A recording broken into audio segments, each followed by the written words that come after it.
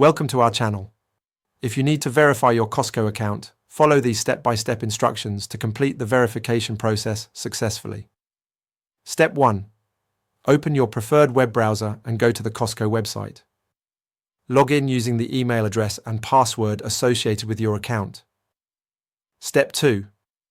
Click on your profile icon or account settings, typically located in the top right corner.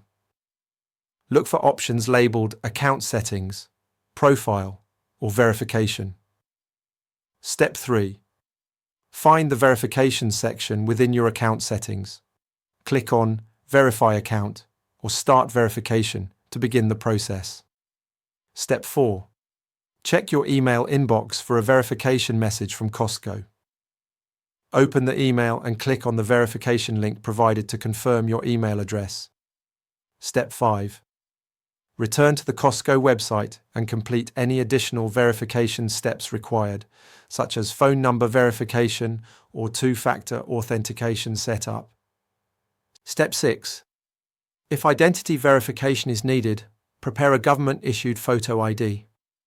Upload a clear image ensuring all details are visible and the document is valid.